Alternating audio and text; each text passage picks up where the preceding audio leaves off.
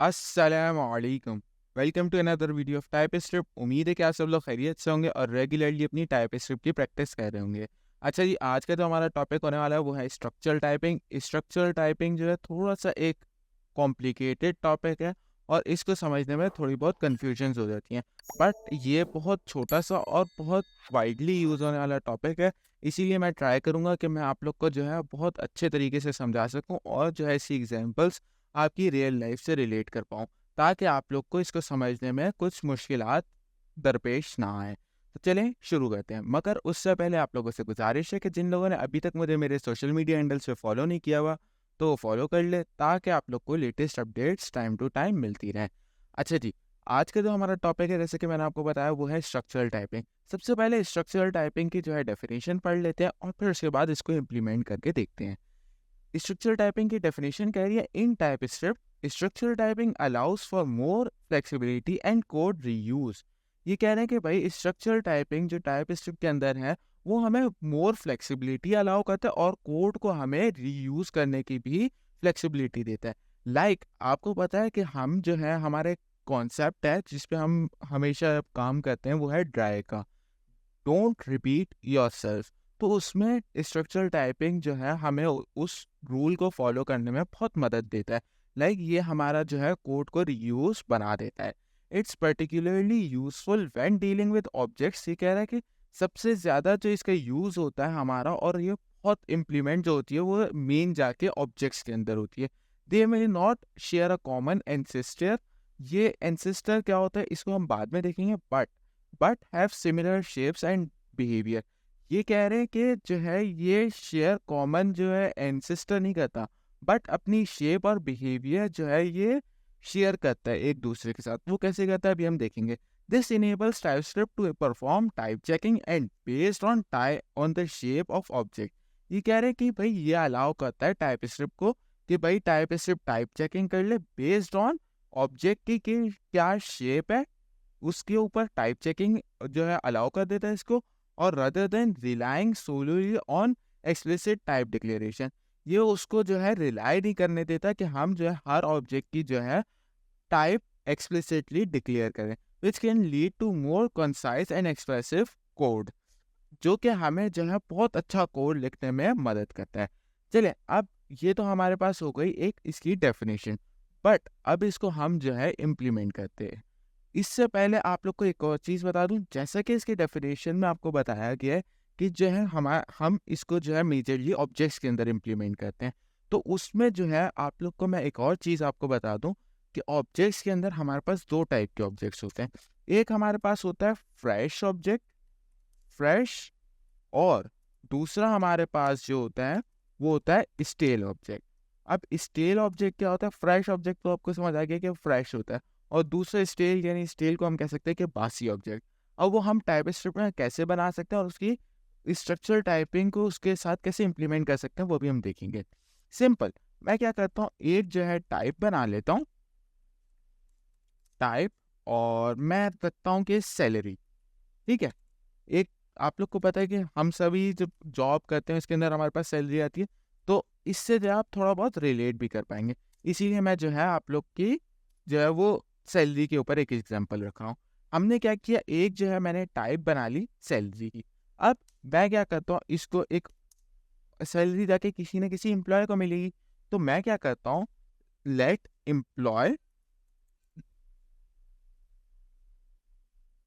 Employ, और इसको type हमने दे दी सैलरी की। और इसके अंदर जो हमारे पास प्रॉपर्टीज ये एक्सेप्ट करना चाह रहा था, क्योंकि हमने सैलरी की इसको जो है एग्जांपल दी है, तो वो टाइप दी है। तो इसमें सैलरी के अंदर क्या क्या हमारे पास प्रॉपर्टीज आ रही थी, नेम और सैलरी। हमने उसको वो प्रॉपर्टीज दे दी, उसने हमें कोई एरर दिए नहीं दिया। ठीक है, यहाँ तक तो हमारे पास नॉर्मल काम हो रहा था। और ये याद रखिएगा, ये जो ये हमारे पास ऑब्जेक्ट बना है, ये ऑब्जेक्ट हमारे पास बना है फ्रेश ऑब्जेक्ट। याद रखिएगा, ये ऑब्जेक्ट है हमारे पास है फ्रेश ऑब्जेक्ट की एग्जांपल। ये जो एम्प्लॉय का ऑब्जेक्ट है ये है फ्रेश ऑब्जेक्ट। अब हम जो है इसको थोड़ा सा और एडवांस वे में लेके चलते हैं और थोड़ी बहुत इसमें स्ट्रक्चरल टाइपिंग करते हैं। अब मैं क्या करता हूँ, एक और टाइप बना लेता हूँ, जिसमें मेरे पास टाइप होगी दूसरी बोनस एंड सैलरी। ठीक है, आपको पता है हमारी जब सैलरीज आती हैं तो उसके अंदर हमारे पास सैलरी भी आती है साथ साथ, और कभी कभी हमारे पास कुछ ऐसे पीरियड्स आते हैं जिसमें हमें जो है बोनस भी मिल जाता है। तो ये आपसे रिलेट कर रही है। अब मैं क्या करता हूँ, एक ऑब्जेक्ट इसके लिए भी बना लेता हूँ। याद रखिएगा अभी तक जो हम लोग ने काम किया है वो हमने बहुत सिंपल और वो काम किया है जो अभी तक आप लोग को आता है। ठीक है, मैंने यहाँ पे क्या किया, एक ऑब्जेक्ट बना लिया एम्प्लॉय 1 का। एक काम करते हैं, इसको जो है ना एम्प्लॉय 2 कर देते हैं दूसरे को। इसमें मैंने एम्प्लॉय 1 कर दिया, और इसको मैं क्या करता हूँ, इसकी जो भी प्रॉपर्टीज़ बनती हैं वो मैं सारी इसको डिफाइन कर देता हूँ। इसका नेम चेंज कर लेते हैं। ठीक है, यहाँ तक हमने जो किया, यहाँ पे हमने क्या किया, दो हमने टाइप्स बनाई। एक हमने सैलरी की बना ली और एक बोनस एंड सैलरी की बना ली, और उसको हमने एक ऑब्जेक्ट्स में डिफाइन कर दिया। अब अभी तक जो हमने दो ऑब्जेक्ट्स बनाए हैं जो कि एम्प्लॉय 1 और एम्प्लॉय 2 के हैं, ये दोनों जो ऑब्जेक्ट्स हैं ये दोनों फ्रेश ऑब्जेक्ट हैं। क्यों क्यों क्योंकि ये अभी बन रहे हैं। लाइक इनको हमने टाइप डिफाइन किया और फौरन हमने ऑब्जेक्ट बना दिया। ये हो गया हमारे पास फ्रेश ऑब्जेक्ट। अब हम दूसरी चलेंगे कि हम इसको स्ट्रक्चरल टाइपिंग भी देखेंगे और हम जो है स्टेट ऑब्जेक्ट भी बनाना देखेंगे कि हम कैसे बना सकते हैं। सिंपल। अब मैं क्या करता हूँ, अब यहाँ पे आप नोट कीजिएगा एक चीज़। मैं क्या करता हूँ कि जो है एक और एम्प्लॉय की सैलरी बना लेता हूँ। मैं एक और ऑब्जेक्ट भी बना लेते हैं। लेट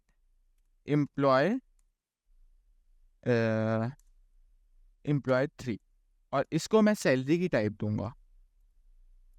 एंड इसको हमने दे दिया नेम, मैं कर देता हूँ इसमें अली।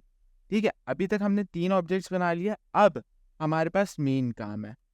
अब यहाँ पे देखिएगा मैं क्या करूँगा, एम्प्लॉय 2 इक्वल्स टू एम्प्लॉय 3 मैंने किया। कोई एरर आया? नहीं आया। यहाँ पे क्या हुआ, यहाँ पे मैंने क्या कर दिया, एम्प्लॉय 2 को एम्प्लॉय 2 के अंदर एम्प्लॉय 3 की वैल्यूज आ गई। अब ये किस तरह आई, क्यों? एम्प्लॉय 2 को हम जाके देखते हैं। एम्प्लॉय 2 के अंदर क्या टाइप है, सैलरी। ठीक है, अब हम सैलरी की टाइप देखते हैं। इसके अंदर क्या आ रहा है हमारे पास, नेम और सैलरी। ठीक है भाई, हमें पता चल गया। एम्प्लॉय 3 में हम देखते हैं, इसमें क्या आ रहा है, टाइप वही है सैलरी। उसके अंदर क्या आ रहा था, नेम और सैलरी। दोनों में क्या हुआ, दोनों में जो हमारी प्रॉपर्टीज थी वो हमारी सेम थी।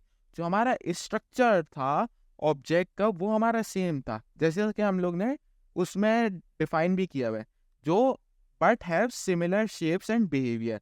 हमारी ये जो एम्प्लॉय 2 है और एम्प्लॉय 3 है, इन दोनों की शेप सेम है ना, नेम और सैलरी दोनों एक दूसरे से मैच कर रहे हैं। दोनों का बिहेवियर भी एक ही है, यानी एक जो है किसी एम्प्लॉय की सैलरी बन रही है। सिंपल। तो इसमें क्या हुआ, टाइपस्क्रिप्ट ने हमें अलाउ कर दिया कि भाई आप एक दूसरे के अंदर जो है असाइन कर सकते हो। सिंपल। अब ये जो एम्प्लॉय 2 बना है, ये याद रखिएगा ये है स्टेल ऑब्जेक्ट। किस तरह, क्योंकि हमने ऑब्जेक्ट कहीं बना के रख दिए थे कहीं दूर।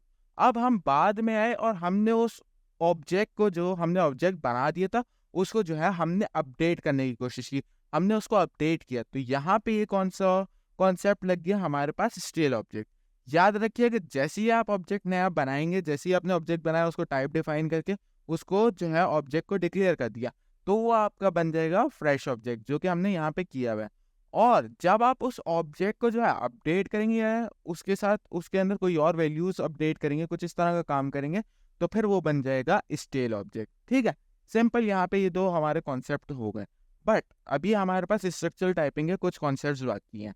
अब यहाँ पे मेरा आपसे क्वेश्चन है, क्या अगर मैं एम्प्लॉय 3 इक्वल्स टू एम्प्लॉय 2 करूं, तो क्या ये एरर देगा कोई? क्यों एरर देगा, अगर देगा या नहीं देगा, इसका जो है आप आंसर कमेंट सेक्शन में दें। ये एरर हमें नहीं देगा। क्यों? देखते हैं इसको। देखा, इसने एरर हमें नहीं दिया। क्यों नहीं दिया? भाई एम्प्लॉय 3 के अंदर वही प्रॉपर्टीज है, वही उसका बिहेवियर है, वही उसका स्ट्रक्चर है जो एम्प्लॉय 2 का है। तो इसलिए उसने क्या बोला कि भाई मैं आपको एरर नहीं दूंगा, आप जो भी करो मुझे इससे कोई मसला नहीं, बस सिर्फ स्ट्रक्चर बिहेवियर उसका सेम होना चाहिए। लाइक उसकी शेप सेम होनी चाहिए। स्क्वायर के अंदर स्क्वायर, आपको पता है हमारे पास बॉक्स के अंदर बॉक्स ही आएगा ना, बॉक्स के अंदर अगर हम राउंड शेप रखेंगे और उससे बड़ी तो थोड़ा बहुत मसला होगा, हमें उसके राउंड शेप को काटना पड़ेगा, बहुत से मसले मसाइल आएंगे। तो इसीलिए ये हमें कहता है कि भाई यहाँ पे आपका जो है वो स्ट्रक्चर सेम है, बिहेवियर सेम है, आपकी मर्जी, आप कोई भी वैल्यूज रख दो, अपडेट करते रहो, मुझे कोई इशू नहीं है। अब हम क्या करते हैं, ये देखें हमारे पास एक और ऑब्जेक्ट बना हुआ है एम्प्लॉय 1 का, बोनस सैलरी वाला। ठीक है, मैं यहाँ पे क्या करता हूँ, कमेंट कर देते हैं सबसे पहले। अब एम्प्लॉय 1 इक्वल्स टू, बल्कि एक काम करते हैं, यहाँ पे हम लोग कर लेते हैं एम्प्लॉय 2 इक्वल्स टू एम्प्लॉय 1। ठीक है, अब यहाँ पे देखिए मैंने क्या किया, एम्प्लॉय 2 में एम्प्लॉय 1 को अपडेट करने, एम्प्लॉय 2 के अंदर जो है एम्प्लॉय 1 की वैल्यूज रखने का अप्लाई करने की कोशिश की है। देखें क्या होगा या नहीं होगा, इसका आंसर दें कमेंट सेक्शन में। इसमें एरर आना चाहिए या नहीं आना चाहिए? एक सेकेंड मैं इसको अनकमेंट कर दूं। ये देखें भाई, इसने एरर क्यों दिया, एरर क्यों आया भाई एम्प्लॉय 2 के अंदर और एम्प्लॉय, एक सेकंड, यहाँ पे मैंने जो है एक इशू कर दिया है। हाँ, सिंपल, यहाँ पे एरर हमारे पास नहीं आया। क्यों नहीं आया भाई, एरर तो आना चाहिए था। क्यों? क्योंकि भाई एम्प्लॉय 2 के अंदर तो भाई 2 प्रॉपर्टीज आ रही हैं और एम्प्लॉय 1 जो है उसके अंदर तो 3 प्रॉपर्टीज आ रही हैं। तो अब ये क्यों असाइन हो गया, क्यों एरर नहीं दिया भाई इसने? तो इसने एरर इसलिए नहीं दिया, क्यों? क्योंकि एम्प्लॉय 2 के अंदर जो प्रॉपर्टीज थी, नेम और सैलरी, जो इसकी मिनिमम रिक्वायरमेंट थी एम्प्लॉय 2 की, वो एम्प्लॉय 1 पूरी कर रहा था। जैसे कि आप लोग को पता है, अगर आप सैलरी लेने जाते हो, आपका बॉस आपको जो है सैलरी दे देता है, आप सैलरी ले लोगे, कोई मसला आपको नहीं। अब अगर आपको जो है आपका बॉस सैलरी के साथ आपको बोनस देगा, आप लोगे या नहीं लोगे? आप लोगे ना, बोनस भी सैलरी के साथ। तो यहाँ पे भी वही कॉन्सेप्ट अप्लाई हो रहा है कि भाई आप जो मैं मांग रहा हूँ, मैं सैलरी मांग रहा हूँ, आप सैलरी तो दो ही दो, मगर अगर आप उसके ऊपर कोई और चीजें भी दे रहे हो तो मैं आपको मना नहीं करूंगा भाई, आप दो, आपकी खुशी है, मेरा तो और फायदा है, आप दे रहे हो मुझे सैलरी तो आप दो, ऊपर बोनस भी दे रहे हो सैलरी के, मुझे कोई इशू नहीं है। तो यहाँ पे क्या हुआ, एम्प्लॉय 2 के अंदर एम्प्लॉय 1 असाइन हो गया, सिंपल। अब यहाँ पे एक और चीज करते हैं, अब मुझे ये बताएं, क्या एम्प्लॉय 1 के अंदर मैं एम्प्लॉय 2 को रख सकता हूँ? ये बताएं मुझे, एम्प्लॉय 1 के अंदर एम्प्लॉय 2 रख सकता हूँ? देखते हैं अभी हम। एम्प्लॉय 1 के क्यों भाई एरर क्यों आया? एरर इसलिए आया क्योंकि जाके हम देखेंगे एम्प्लॉय 1 को, एम्प्लॉय 1 क्या कह रहे हैं, एम्प्लॉय 1 कह रहे हैं कि भाई मेरे अंदर नेम, सैलरी और बोनस तीनों चीजें आनी चाहिए। एम्प्लॉय 1 कह रहा है भाई मुझे तो बोनस चाहिए ही चाहिए, हर वक्त, हर महीने मुझे तो बोनस दोगे तो मैं काम करूंगा, अदरवाइज नहीं करूंगा, अदरवाइज मैं रिजाइन दे के चले जाऊंगा, मैं दूसरी कंपनी में जॉब कर लूंगा। तो इसलिए हमारे पास एम्प्लॉय 1 में 3 प्रॉपर्टीज थी और एम्प्लॉय 2 शरीफ था, वो कह रहा था यार बोनस देना है दो, नहीं देना तो मुझे सैलरी तो दो। इस वजह से इसमें एरर आ रहा है। क्यों? क्योंकि एम्प्लॉय 1 में जो है प्रॉपर्टीज ज्यादा है, जो उसकी मिनिमम रिक्वायरमेंट बनती है, वो कह रहा है भाई मुझे बोनस के भी चाहिए सैलरी के साथ। अब एम्प्लॉय 2 में तो वो चीजें थी नहीं, बोनस था नहीं, तो इस वजह से इसमें एरर आ गया। अब अगर मैं एक काम करता हूँ, एम्प्लॉय 2 को मैं टाइप चेंज करके बोनस सैलरी कर दूं और इसमें जो है मैं टाइप दे दूं बोनस की भी बोनस 100 कर, इन दो को हम कर देते कमेंट आउट। देखें हमारे पास एरर आया नहीं आया, एम्प्लॉय 1 में एम्प्लॉय 2 आ गया, अपडेट होने दिया उसने। क्यों? क्योंकि अब जो है दोनों की शेप एक जैसी हो गई भाई, दोनों दोनों बोल रहे थे भाई मेरे पास सैलरी भी है, बोनस भी है, दोनों आप और मैं सेम है, तो आप दोनों की सैलरी हो सकती है, असाइन हो सकती है एक दूसरे को, क्योंकि दोनों को कह रहे हैं कि भाई मैं बोनस भी लूंगा और सैलरी भी लूंगा, इसलिए दोनों एक दूसरे में असाइन हो गए। सिंपल यही कॉन्सेप्ट था हमारे पास स्ट्रक्चरल टाइपिंग का, जिसमें हमारे पास फ्रेश ऑब्जेक्ट आ जाते हैं और स्टेल ऑब्जेक्ट आ जाते हैं। याद रखिएगा, फ्रेश ऑब्जेक्ट वो होता है जब आप फॉरन एक ऑब्जेक्ट बनाएं, उसको आप टाइप दें और डायरेक्ट आप उसको डिक्लेयर कर दें, तो वो हो गया हमारे पास फ्रेश ऑब्जेक्ट। लेकिन जब आप उस ऑब्जेक्ट को आपने एक जगह ऑब्जेक्ट बना दिया, उसके बाद आप उसको अपडेट करने जाएंगे, जब आप उसको अपडेट करेंगे तो वो हो जाएगा हमारे पास स्टेल ऑब्जेक्ट। सिंपल यही हमारे पास कुछ कॉन्सेप्ट्स है। आई होप आप लोग को ये वीडियो पसंद आई होगी और आप लोग को कुछ ना कुछ इसमें से इन्फॉर्मेशन मिली होगी। फिर मिलूंगा मैं एक और वीडियो में, तब तक के लिए अल्लाह हाफिज़।